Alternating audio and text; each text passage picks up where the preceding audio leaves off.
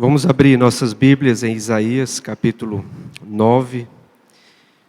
Eu gostaria de refletir com os irmãos a partir do verso 1. Tive a oportunidade de manhã de agradecer à igreja, Tenho agradecido a Deus pela atenção da igreja, pelas orações, pelo nascimento da minha filha, Maria Júlia, está bem, saúde, E Poliana está se recuperando muito bem nesse período de pós-parto. Então, mais uma vez, eu agradeço a todos pela atenção e pelo carinho, pelo cuidado que tiveram conosco ao longo da gestação e agora continua, Porque todo mundo pergunta, todo mundo tem aquele interesse em saber como é que ela está e vamos aguardar um pouquinho, porque daqui a uns 2 meses, ela deve estar vindo para o ambiente mais povoado. Então, gostaria de agradecer à igreja. Nós vamos pensar nesta noite a partir desse texto. E aí você pode estar pensando, por que eu escolhi esse texto? Esse texto fala do nascimento de um menino, Isaías capítulo 9, do menino Jesus Cristo, que é uma profecia. Mas eu gostaria de pensar a partir desse texto sobre esperança. Hoje de manhã nós refletimos sobre a gratidão, colocamos as nossas vidas diante do Senhor, debruçamos-nos sobre a sua palavra para poder pensar sobre a gratidão, sobre tudo aquilo que aconteceu com cada um de nós aí ao longo do ano. Cada um teve a oportunidade de refletir sobre o ano que passou. Então é um momento sempre muito bom, muito gostoso, a gente poder relaxar o coração e poder olhar para trás, poder olhar o que se passou e poder pensar, refletir, o que é que nos aguarda. Então refletimos sobre gratidão. Eu gostaria de pensar com os irmãos sobre tempos de esperança, Esse é o título. Isaías capítulo 9, com quanto já passou o período do Natal, mas eu gostaria de refletir a partir do nascimento do menino Jesus Cristo e toda a sua trajetória, a morte na cruz para nos salvar, aquilo que ele tem a nos ensinar a respeito de tempos de esperança. Então vamos ler Isaías capítulo 9 a partir do verso 1. Diz assim: Mas para a terra que estava aflita não continuará a obscuridade. Deus, nos primeiros tempos, tornou desprezível a terra de Zebulon e a terra de Naftali, mas nos últimos tornará glorioso o caminho do mar, além do Jordão, Galiléia dos gentios. O povo que andava em trevas viu grande luz, e aos que viviam na região da sombra da morte, resplandeceu-lhes a luz.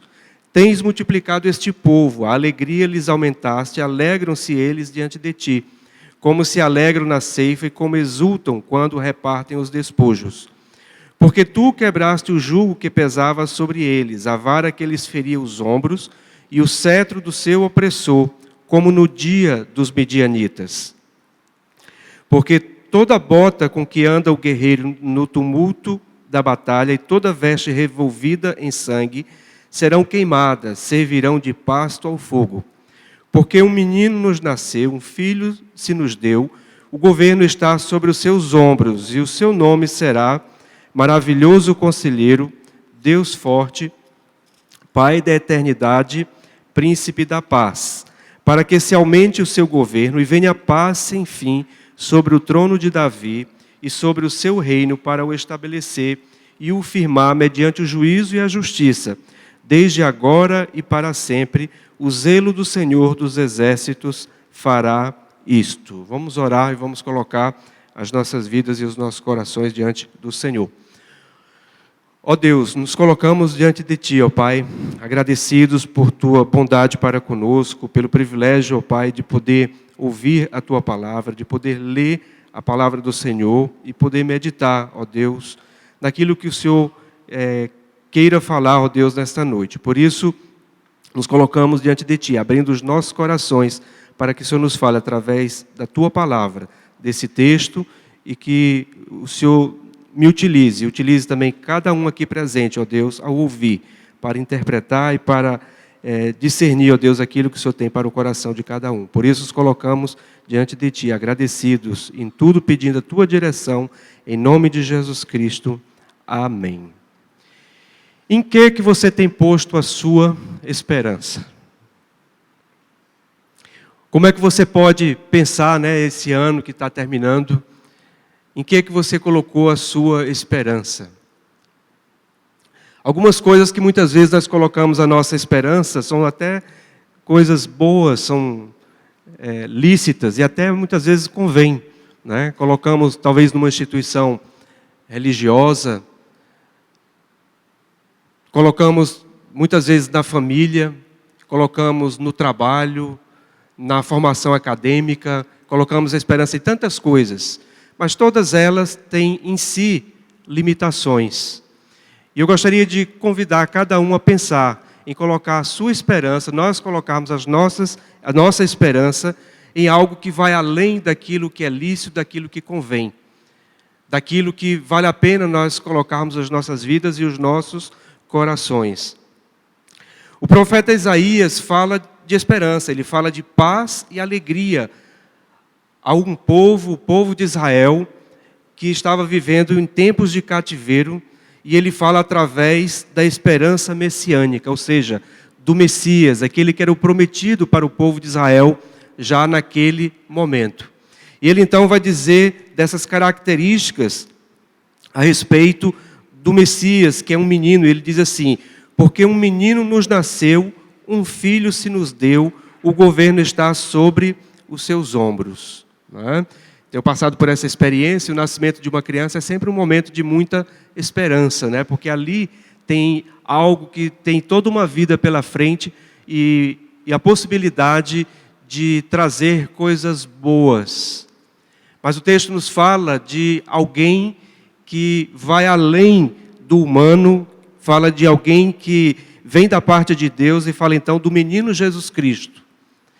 Ele então traz a esperança àquele povo, porque um menino nos nasceu, um filho se nos deu, ou seja, a graça de Deus para conosco, o governo está sobre os seus ombros. Ou seja, nós podemos nos deixar reinar, podemos deixar que o Senhor reine nos nossos corações, porque o governo do Senhor está sobre os ombros desse menino, do seu filho Jesus Cristo.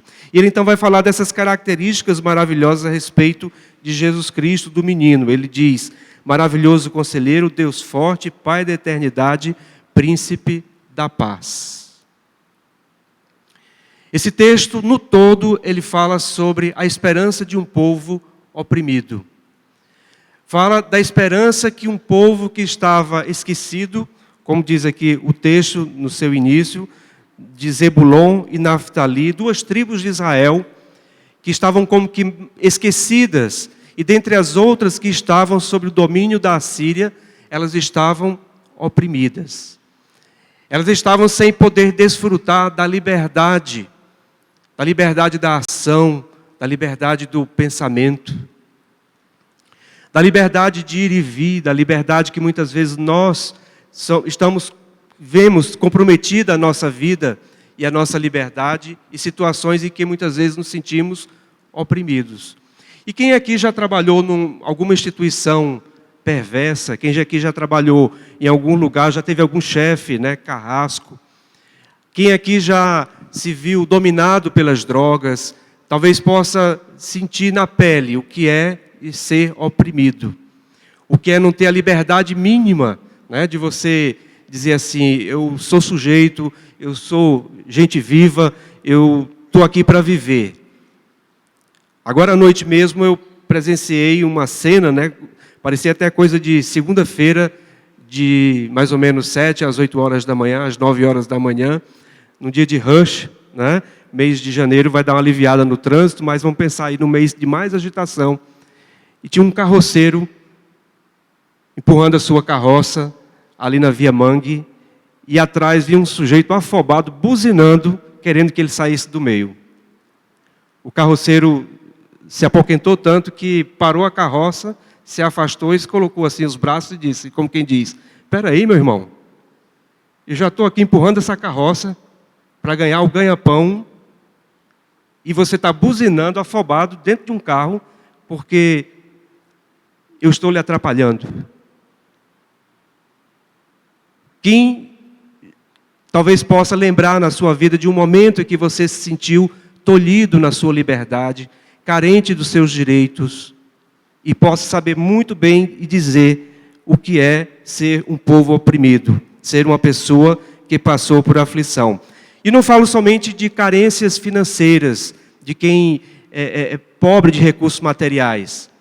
Mas quantas pessoas, quantas famílias, que muitas vezes abastadas nas suas condições financeiras, dos seus bens materiais, mas quando se vai um ente querido, uma pessoa querida da família, o pai, a mãe, o patriarca, a matriarca, os filhos se dividem, os filhos não conseguem repartir os bens e ali eles vivem debaixo de uma opressão.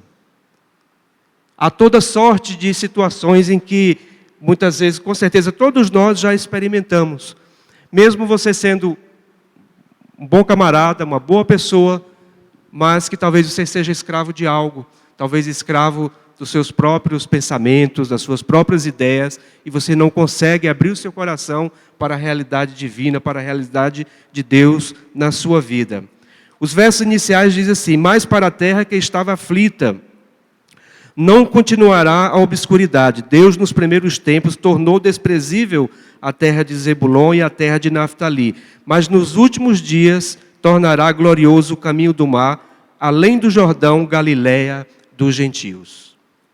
Interessante que o verso 6, quando fala do menino que nasceu e das características desse maravilhoso conselheiro, e daí por diante, não está registrada essa profecia específica do verso 6 lá nos evangelhos, somente os versos 1 e 2. Mas comumente nós sempre utilizamos, né, a profecia como um todo, e aí trazemos o texto no seu capítulo 6. Mas lá no capítulo, lá em Mateus, ele vai falar que Jesus Cristo foi morar em Cafarnaum, para que se cumprisse a Escritura. E ele foi morar em Cafarnaum, para os lados de Naftali e Zebulon, para mostrar que aqueles que estavam no cativeiro, aqueles que estavam vivendo situação difícil naquele momento, ou seja, todos nós que somos pecadores, agora estava aberto então a esperança e o caminho da alegria, e aquilo que era aflição poderia se transformar em paz. Aquilo que era trevas pode se transformar em luz. Aquilo que era desprezo pode se transformar em honra. Aquilo que era morte pode se transformar em vida. Jesus Cristo, portanto, é esse menino que nasce, trazendo em si toda essa possibilidade, toda essa capacidade de transformar os nossos corações e de nós vivermos dias de esperança, dias melhores, dias de paz, dias de alegria. Quantas vezes nós buscamos a paz, buscamos a alegria em situações, em coisas que fogem assim pelas mãos. E tanto a alegria como a paz são, como a Bíblia vai nos falar, fazem parte do fruto do Espírito Santo. Portanto, não é algo fugaz, não é algo marcado pela aparência, não é algo marcado pelas coisas passageiras desse mundo, mas é uma experiência íntima e pessoal com o seu Filho Jesus Cristo, com o Deus eterno, de modo que nós podemos experimentar essa alegria e essa paz. Onde pomos a nossa esperança? Onde nós vamos colocar a nossa esperança, né, no ano que se inicia logo em breve? O texto vai nos falar dessas características desse menino que nasceu e vai falar da suficiência dele enquanto presente de Deus para as nossas vidas, de modo que nele nós podemos colocar a nossa esperança. Porque é alguém que está sempre pronto a nos ouvir. Eu sempre compartilho com os irmãos, já compartilhei aqui em alguns momentos, né, que antes de me converter, eu participei uma meia dúzia de vezes num culto na primeira igreja batista de Fortaleza, e lá pelas tantas, a minha amiga que me levou para a igreja, ela disse: e aí, você já se converteu? Já entregou sua vida a Jesus Cristo? E eu não sabia o que era isso. E ela sempre foi um pouco dura, né, no jeito de ser. Aí ela disse, saiu, me deixou sozinho e disse, então pergunte a Deus. E eu fiquei sozinho para perguntar isso a Deus. Como nós precisamos saber que alguém nos ouve. Eu me lembro que eu fiquei assim, cadê Deus? Né? E agora? Me lembro também quando eu tinha 12 anos de idade, uma professora no primeiro dia de aula passou a manhã dando um sermão, que nós pouco agradecemos e muito nós pedimos. Eu nunca me esqueci disso. Eu tinha 12 anos de idade. E eu, na minha experiência religiosa até então, né, até mesmo a igreja católica, eu ia muito pouco. O que me restava à noite era o Pai Nosso e, naquela época, a Ave Maria. Né? E eu disse, eu estou conversando com quem mesmo? Não sei se você já passou por essa sensação, né? Mas como é bom você saber que você pode abrir o seu coração de forma livre para o Senhor e poder colocar diante dele o seu coração e saber que ele ouve. Ele é o quê? Maravilhoso conselheiro. Saber que através do seu Santo Espírito, ele vai lá no íntimo do nosso ser, sabe das nossas necessidades. Ele sabe quando nós estamos pedindo de forma errada. Ele sabe quando nós nos aproximamos com sinceridade. E Ele fala aos nossos corações. Nem sempre a resposta de Deus vai ser o sim que nós queremos. Pode ser o não. Pode ser o espera. Mas nós podemos buscar nele, o maravilhoso conselheiro, alguém que nos ouve. Interessante que o texto no verso 4 vai dizer assim: porque tu quebraste o jugo que pesava sobre eles, a vara que lhes feria os ombros e o cetro do seu opressor, como nos dias dos midianitas. É interessante observar aqui essa ideia no tempo dos midianitas, porque faz referência no tempo dos juízes, quando o povo de Israel estava sendo também mais uma vez oprimido, mais uma vez subjugado pelos midianitas e pelos amalequitas também. O texto diz que Deus ouviu as orações do povo de Israel e providenciou um profeta e providenciou Gideão para poder libertar aquele povo. Saber que Deus ele ouve as nossas orações, saber que Deus ele está atento às nossas necessidades e nós podemos dizer: Senhor, aqui estou, do jeito que sou, com as minhas falhas, com os meus defeitos, mas eu sei que o Senhor acolhe e o Senhor fala e busca falar ao meu coração. A oração que lá em Mateus Jesus Cristo disse: fecha a porta do teu quarto e pede em secreto, porque em secreto Deus, o que é que Ele vai fazer? Recompensará. Portanto, nós temos em Jesus Cristo e podemos ter esse maravilhoso conselheiro se nós colocarmos o nosso coração diante dele. A palavra de Deus vai nos dizer que o Espírito Santo é aquele que nos convence do pecado, da justiça e do juízo. Portanto, é a presença do Espírito Santo em nós, no nosso coração, que faz com que nós tenhamos isso que é um milagre, que é divino, saber que Deus está ouvindo as nossas orações. Como nós estamos precisando dessa referência? Como nós estamos precisando, no tempo atual, cultivar uma vida espiritual em que seja significativo a nossa conversa com Deus. Aqui é um momento de culto, aqui é um momento em que estamos celebrando, estamos juntos. Né? Quando estamos em pequenos grupos, também festejamos tantas coisas, ali compartilhamos um pouco mais da nossa intimidade, mas o lugar da intimidade maior é após a porta do seu quarto. Quando você pede em secreto, e em secreto Deus recompensará. Recompensa. Ele é o quê? Maravilhoso conselheiro. Quantas coisas nós muitas vezes sofremos porque não levamos a Deus em oração. E podemos conversar com Ele, podemos conversar com seu Filho Jesus Cristo. E assim encontrar o conselho e encontrar aquilo que nós precisamos para poder enfrentar o dia a dia e viver uma vida de esperança. Mas para isso nós precisamos rever, talvez, valores. Onde é que nós estamos colocando a nossa esperança? Quais são as nossas motivações? Precisamos pensar e repensar a cada dia, a fim de que nós coloquemos os nossos corações diante do Senhor. Hebreus capítulo 4, versos 14 a 16, diz assim: Tendo, pois, a Jesus, o Filho de Deus, como grande sumo sacerdote que penetrou os céus, conservemos firmes a nossa confissão, porque não temos sumo sacerdote que não possa compadecer-se das nossas fraquezas. Antes, foi ele tentado em todas as coisas à nossa semelhança, mas sem pecado.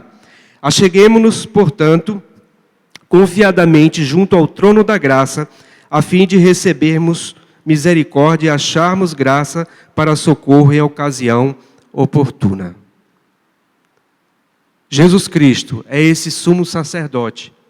Essa criança que nasceu, que estava prenha de esperança para a vida do povo naquela época, ele traz esperança para as nossas vidas.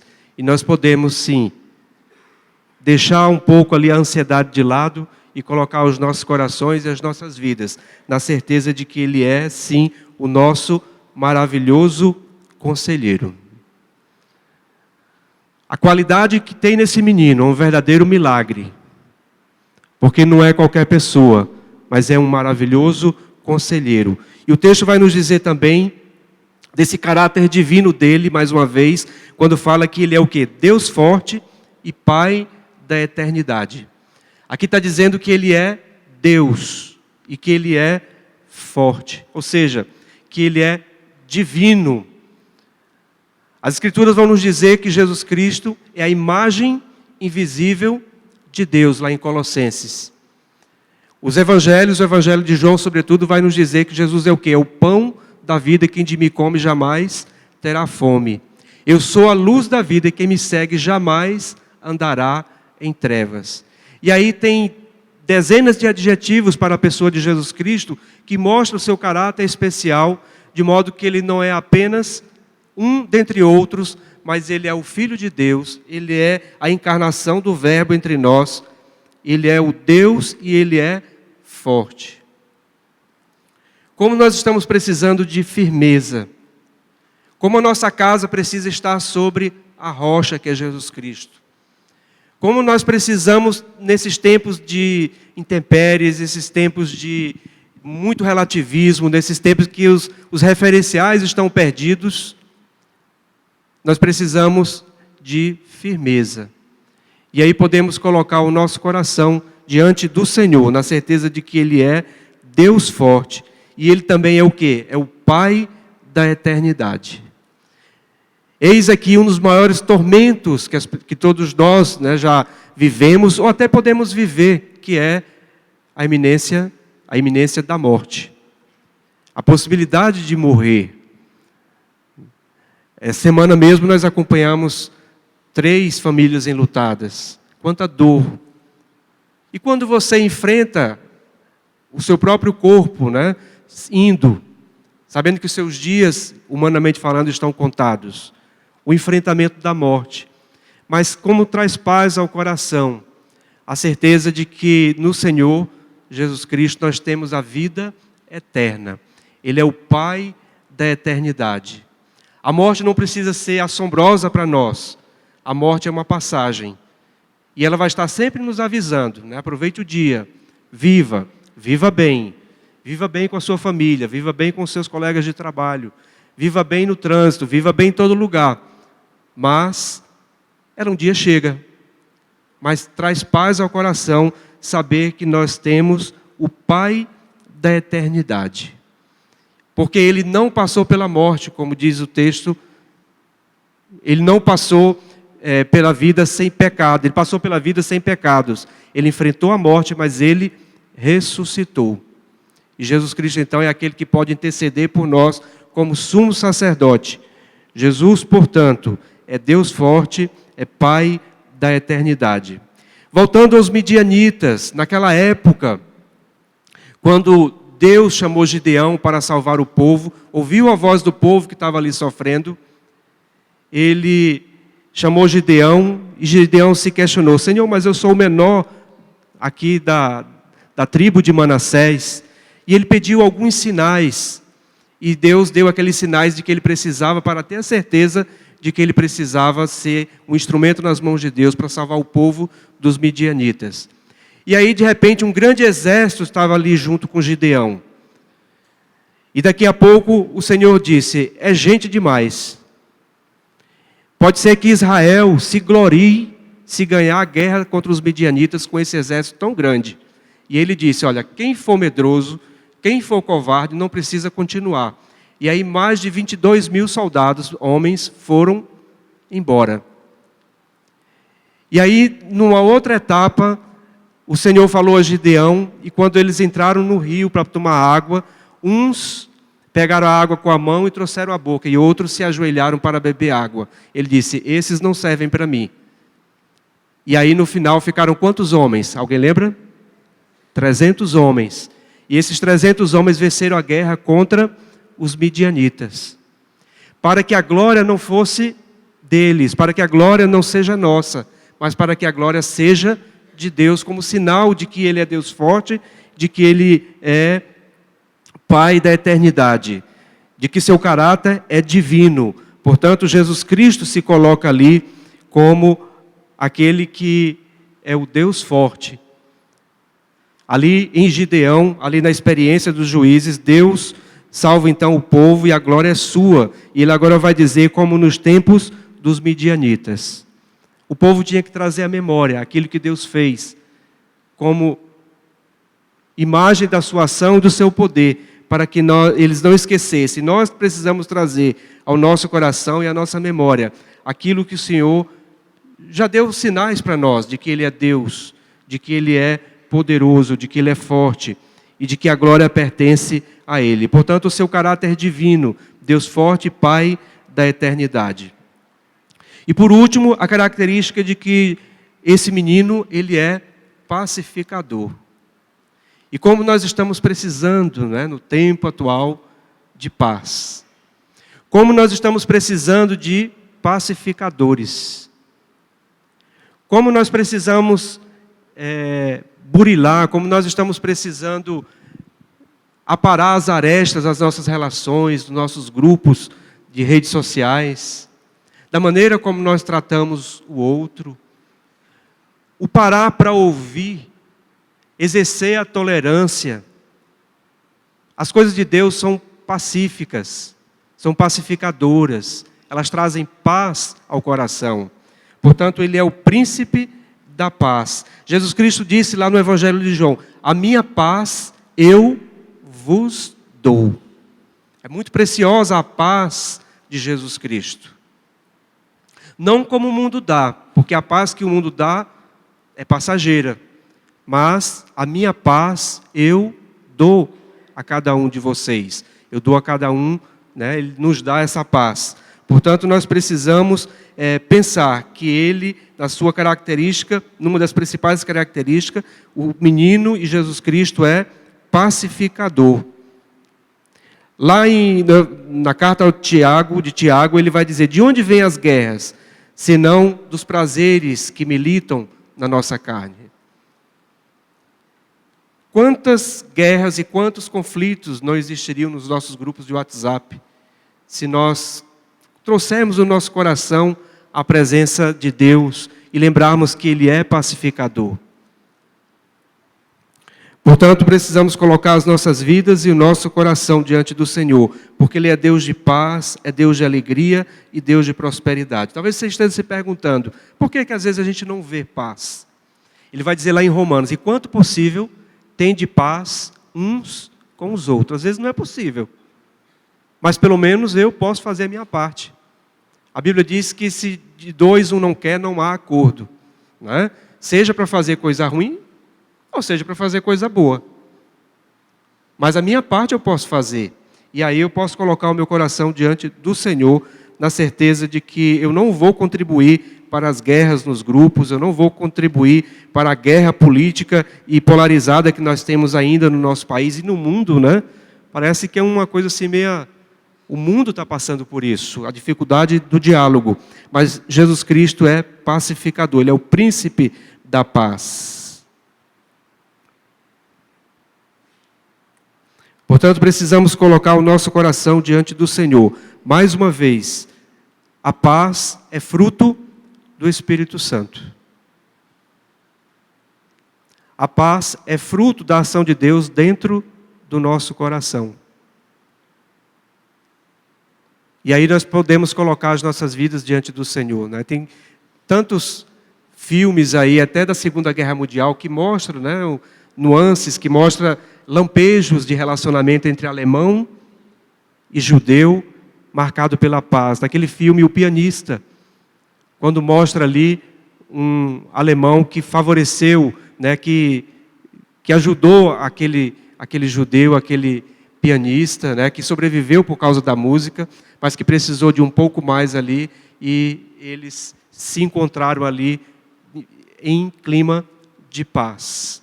E quantos filmes têm mostrado, né, esses lampejos, essas situações em que nós podemos pensar que é perfeitamente possível e nós podemos colocar o nosso coração, então, diante do Senhor. Lá em Romanos, capítulo 5, vai falar dessa paz maravilhosa que Jesus Cristo coloca nos nossos corações e nessa esperança. Diz assim: justificados, pois, mediante a fé, temos o quê? Paz com Deus. Como é bom ter essa tranquilidade, né? Por meio de nosso Senhor Jesus Cristo, por intermédio de quem obtivemos igualmente acesso pela fé a esta graça na qual estamos firmes e gloriamo-nos na esperança da glória de Deus. E não somente isto, mas também nos gloriamos nas próprias tribulações, sabendo que a tribulação produz perseverança, e a perseverança, experiência, a experiência, esperança. Ora, a esperança não confunde, porque o amor de Deus é derramado em nosso coração pelo Espírito Santo que nos foi outorgado. Portanto, é essa paz que Jesus Cristo quer trazer ao nosso coração. Que terminemos o ano e que comecemos o ano na certeza de que o Senhor, Ele quer trazer tempos de refrigério para os nossos corações. E paz é exatamente isso. Mesmo que o mundo esteja em guerra, mas eu posso sentir paz interior. O texto vai nos dizer no verso 7, né?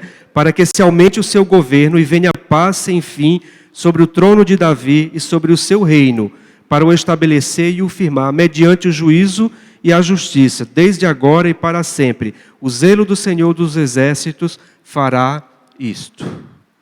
Que Deus esteja nos abençoando, que Deus esteja falando aos nossos corações, que esse governo que Ele exerce, Ele continua exercendo, mas nós precisamos nos deixar que Ele reine em nossas vidas. Aí sim, a esperança toma conta do nosso coração.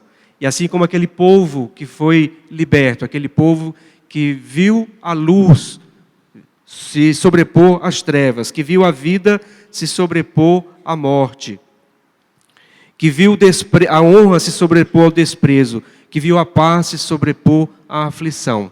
Possa ser essa a nossa experiência, possa ser essa a minha e a sua experiência nesse final de ano e nesse ano que se inicia. Que Deus esteja em tudo nos trazendo paz e esperança ao coração.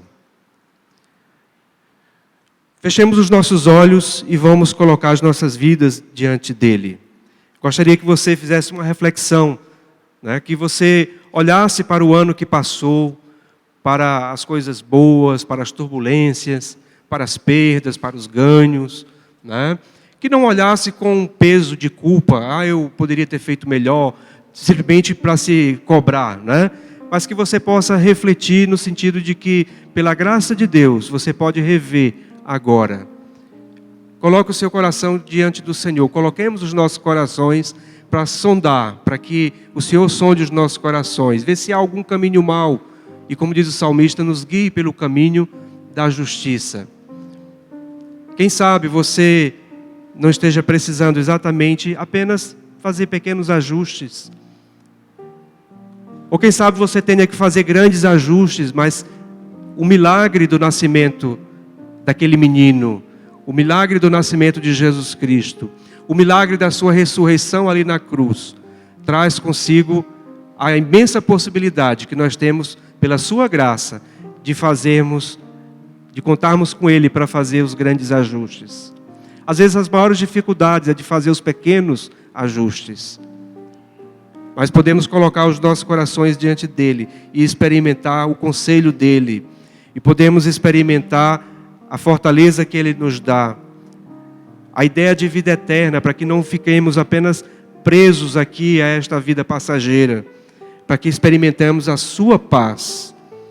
Quem sabe você hoje gostaria de dizer assim: eu estou compreendendo essa importância magnífica de Jesus Cristo, e eu quero colocar o meu coração diante dele e entregar a minha vida a ele.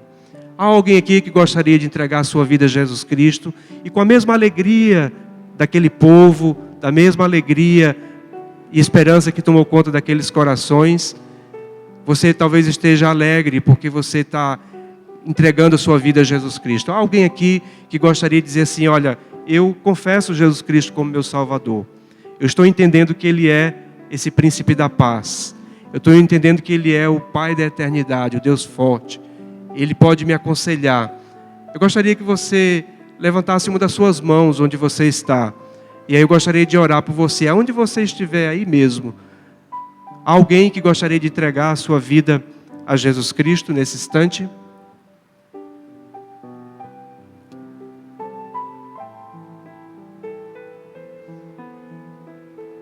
Nós vamos orar, vamos colocar as nossas vidas diante dele, na certeza de que é o seu Santo Espírito quem nos fala todas essas coisas.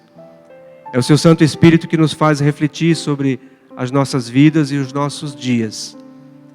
É o Espírito Santo que vai nos guiar nessa caminhada ao longo dos dias daqui para frente. Que Deus esteja abençoando e nos dirigindo. Oremos. Senhor, nos colocamos diante do Senhor, agradecidos, ó Pai, por Tua palavra.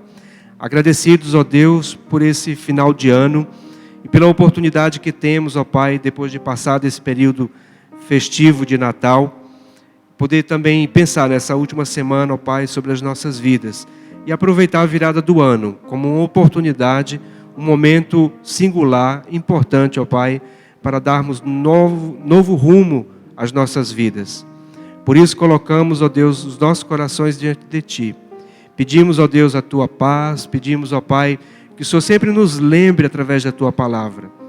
Que acima de qualquer esperança que ponhamos, ó Deus, nas coisas que muitas vezes são lícitas e até convém, que nós coloquemos, ó Deus, a nossa esperança no Senhor.